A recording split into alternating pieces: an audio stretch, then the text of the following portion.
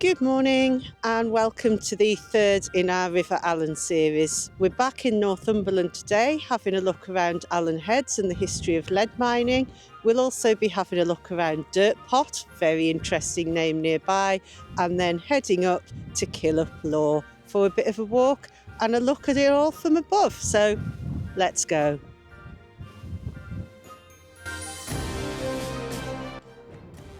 At the far southern tip of Northumberland sits the small town of Allenheads, 8 miles further up the River East Allen from Allendale town. Nestled at the head of the East Allen, it's 400 metres above sea level and became prominent in the late 18th century for lead mining.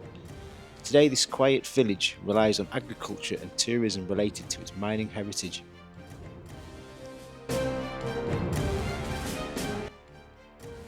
One of the most notable features of the town are the bouse teams and drainage tunnel around the Forside level. The 14 bouse teams show the scale of the operation here and were tall stone containers to hold lead ore before it was processed.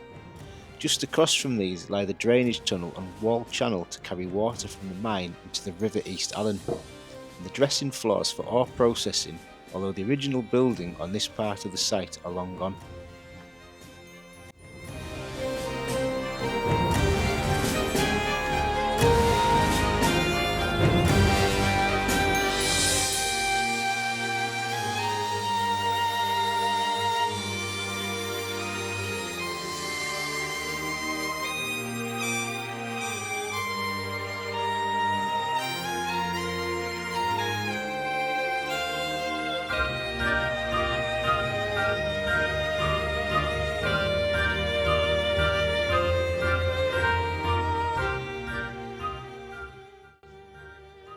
Above the bouse teams sit the former mine workshops, which are now private residences and fenced-off storage. The other side of the mine yard shows the signs of more recent industry. In 1970, British Steel opened a new drift known as the Baymont Mine for extracting fluorspar. But despite finding rare rock specimens such as purple lavender twin fluorites, this was commercially unsuccessful and only lasted until the early 1980s.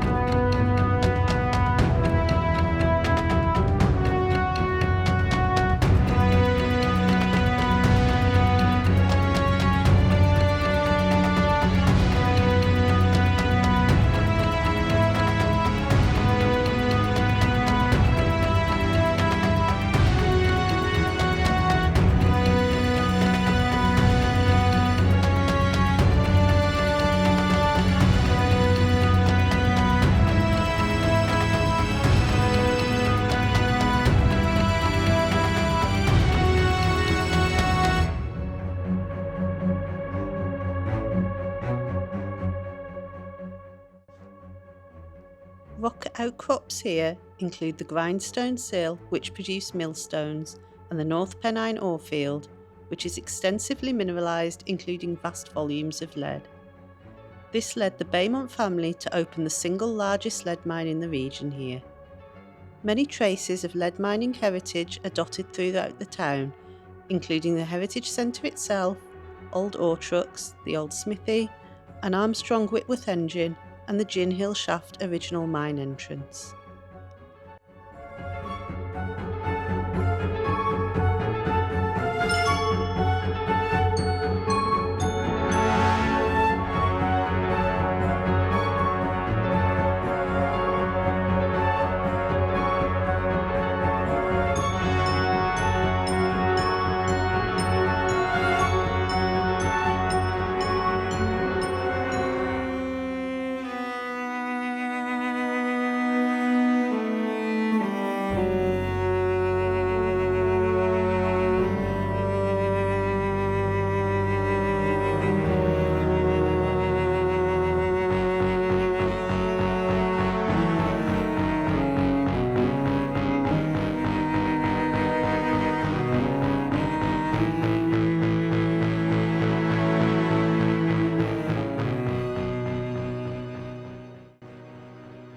opposite the former mine offices, the horse track provided another entrance into the lead mine. Unusual in its day and now unique in preservation, this provided a steep spiral cobbled route down 100 metres into the mine for horses. Once in the mine, the horses would haul lead ore and waste rock to the Gin Hill shaft to be winched to the surface. On days the gate is open, it's possible to walk a short distance down to the start of the spiral.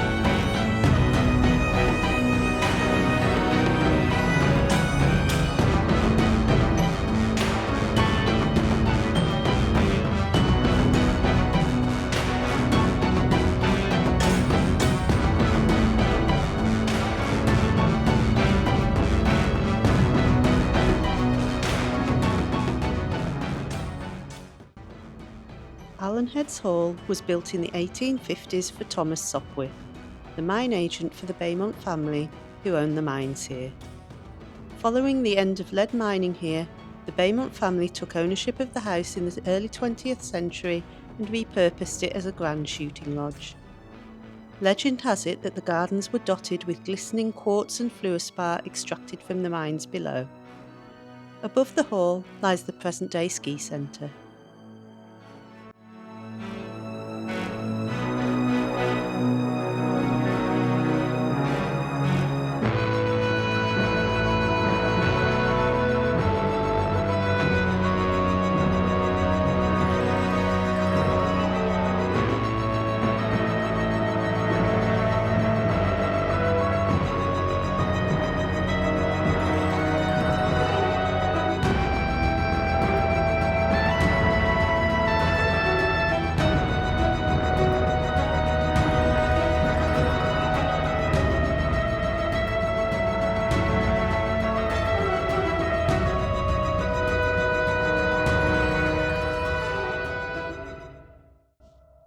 The unusually named hamlet of Dirtpot lies just over half a mile north of Allenheads and was the earliest recorded settlement in the area.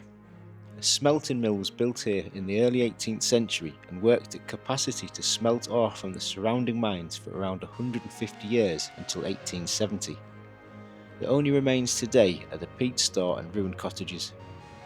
The carrier's way track above follows the remains of the kilometre-long flue which carried lead fumes. You can see more about flues and the chimneys in our Allendale video.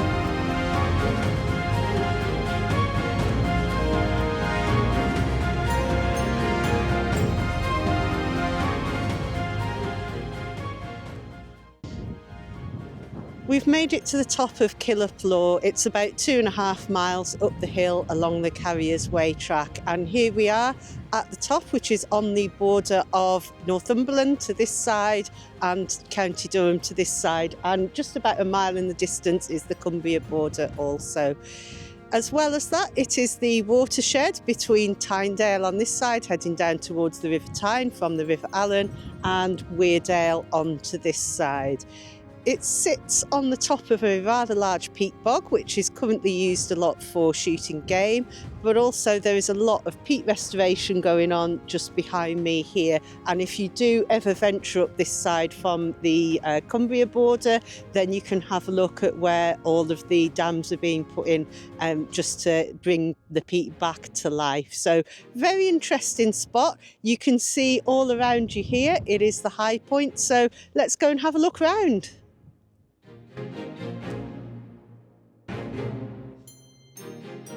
The moorland summit of Killhope Law sits at 673 metres and is in the North Pennines, on the border between Northumberland and Durham. Its three summit features include the traditional trig point, a telegraph pole which has recently replaced a collapsed one that had been in foot situ for 40 years with its original purpose long forgotten, and lastly, a large stone cairn with an intricate metal sign stating the name of the hill.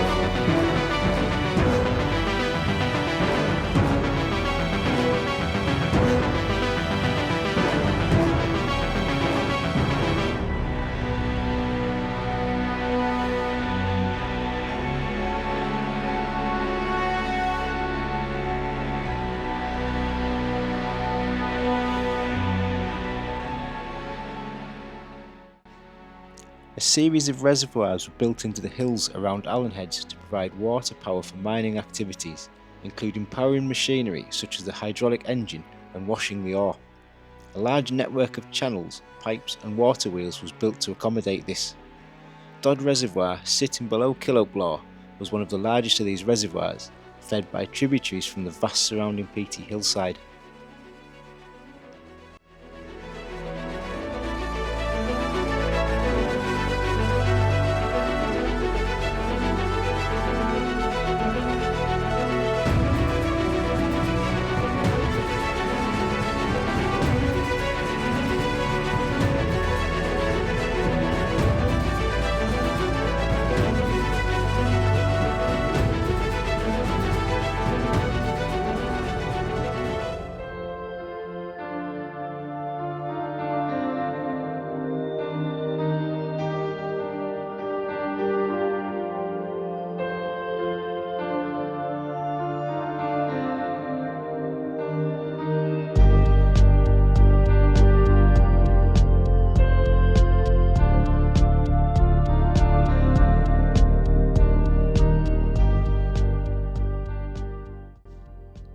At the end of our walk, Thorngreen Lime Kiln juts from the hillside just outside of Dirtpot, adjacent to a former quarry.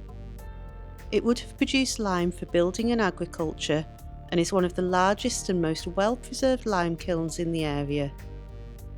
Although it appears dilapidated, inside the gaps in the structure sit mesh, steel and grout inserts to hold this lime kiln together for generations to come.